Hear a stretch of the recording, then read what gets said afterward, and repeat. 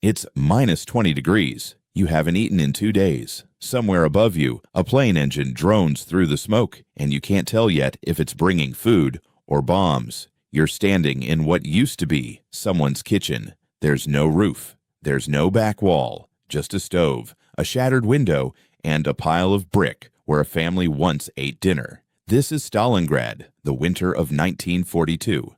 By the time this battle ends, close to 2 million people, soldiers and civilians combined, will have been killed, wounded, captured, or gone missing in and around this single city on the Volga River. But numbers like that don't tell you what it actually felt like to be here, to wake up every morning in a city that was disappearing beneath you, and to have to figure out, again, how to make it to nightfall. That's the question this film is built around. Not who won, not which general made which decision, just how did a person survive this?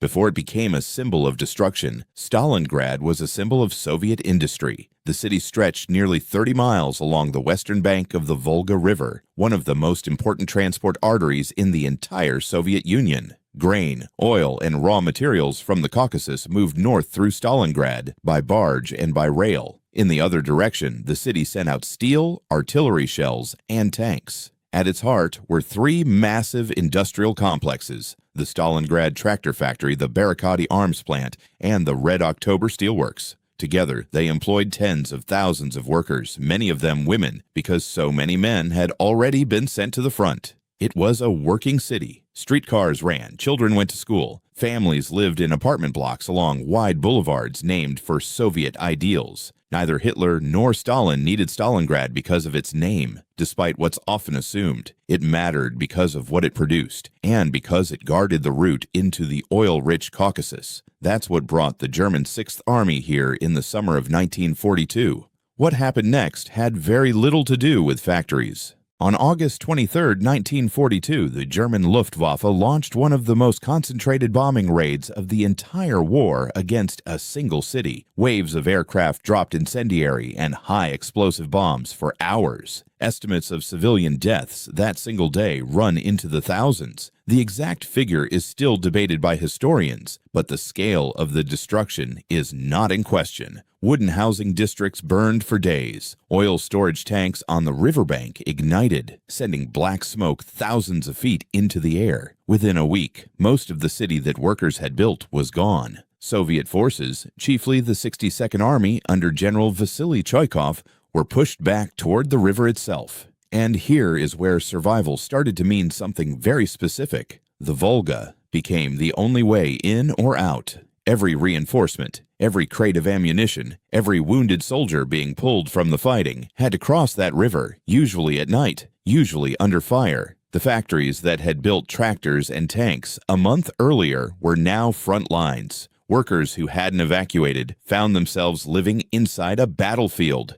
Once the city was reduced to rubble, something unexpected happened. The ruins themselves became the terrain. German soldiers had trained and fought for years using speed, coordination, and open ground. In Stalingrad, none of that mattered much anymore. Streets had disappeared. Buildings that still stood were often just shells. A staircase leading to nowhere. A single wall with 3 floors of rooms exposed to the open air. Fighting collapsed down to the level of a single room, a single stairwell, a single sewer pipe. German troops began calling it Rattenkrieg, the Rat War. Soldiers on both sides fought for cellars and captured them floor by floor, sometimes with the enemy one wall away. Snipers became essential to survival in this landscape. The most famous, Vasily Zaitsev, operated within the wreckage, and Soviet accounts credited him with dozens of confirmed kills. A figure that Soviet propaganda later inflated for morale purposes, though his skill and the danger snipers posed inside the ruins were very real. In this kind of fighting, the side with more tanks and more aircraft didn't automatically win. Survival came down to who knew the cellar better. Behind every soldier's account of Stalingrad is a quieter, less told story: the civilians who never left. Stalin's government was slow to authorize a full evacuation, partly out of a belief the city would hold, and thousands of residents were still inside when the August bombing began.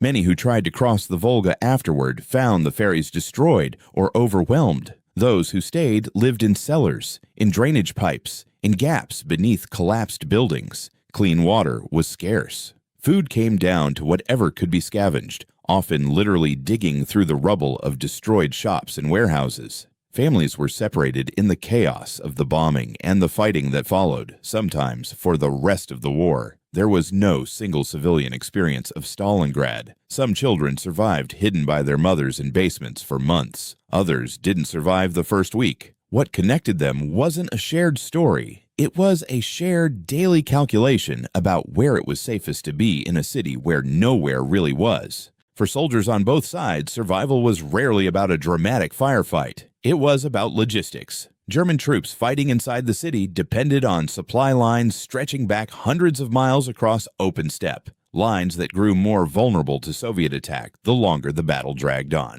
Soviet troops depended on that single dangerous crossing of the Volga, often under artillery and air attack. Ammunition ran low on both sides at different points in the fighting. Medical care, especially for the Germans, as the siege wore on, became increasingly difficult to provide. Field hospitals were overwhelmed, and transport for the wounded out of the combat zone grew scarcer by the week. Replacement troops sent into the city sometimes had a life expectancy measured in a single day of house-to-house combat, according to post-war accounts from veterans on both sides. Sleep was rare. Communication between units broke down constantly amid the wreckage. A soldier's survival, in other words, wasn't decided only by skill or courage. It was decided by whether the resupply made it across the river that night or whether the truck convoy behind the lines got through. Then came the cold. By November 1942, temperatures around Stalingrad were regularly dropping well below freezing and would fall much further as winter deepened. German forces, equipped for a campaign their commanders had expected to conclude before winter, were badly short of proper cold weather clothing and fuel. Frostbite became as dangerous as enemy fire. Vehicles wouldn't start in the extreme cold. Wounds that might have healed in warmer conditions turned septic. Disease spread through crowded, unsanitary shelters on both sides of the line. For the German Sixth Army in particular, winter didn't just make life harder. It began exposing how fragile their supply situation truly was. The war was no longer only against the Soviet Army, it was against the season itself. On November 19, 1942, the Soviet High Command launched Operation Uranus. Rather than striking the heavily fortified German forces inside Stalingrad directly, Soviet armies attacked to the north and south of the city, sectors held largely by Romanian and other Axis Allied troops, who were less heavily armored and more thinly stretched than the German units. Within 4 days, on November 23rd, Soviet forces met near the town of Kalash, sealing the encirclement. Roughly 250,000 German and Allied troops, the entire Sixth Army, along with attached units, were suddenly trapped inside a shrinking pocket around the city they had spent months trying to capture. The army that had been attacking was now, in a matter of days, the army that needed to survive.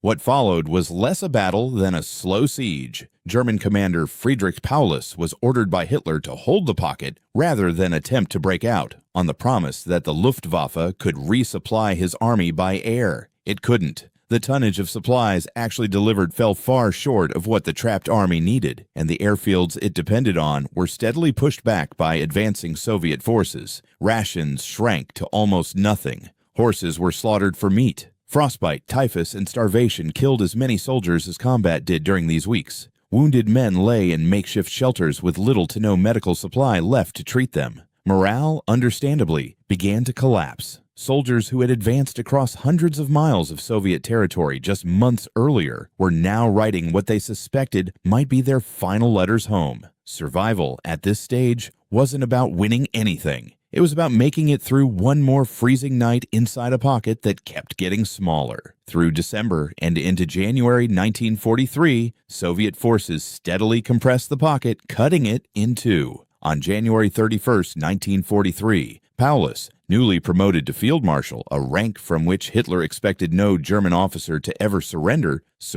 the southern pocket of his forces in Stalingrad. The northern remnant held out 2 more days before surrendering on February 2, 1943. The battle was over. What was left of the Sixth Army, Roughly 90,000 exhausted, frostbitten, starving men went into Soviet captivity. The vast majority would not survive it. Only a small fraction of German prisoners taken at Stalingrad are known to have returned home after the war, years later. When the fighting stopped, Stalingrad barely resembled a city at all. Entire districts had been reduced to fields of broken brick. Soviet authorities began the enormous task of clearing bodies, unexploded ordnance, and rubble almost immediately, work that would continue for years. For the civilians who had survived underground through 5 months of bombing, starvation, and cold, survival didn't end with the German surrender. It simply changed shape into the long work of finding family members, finding shelter, and eventually rebuilding a city from almost nothing. Militarily, Stalingrad marked the point where the war on the Eastern Front turned decisively against Germany.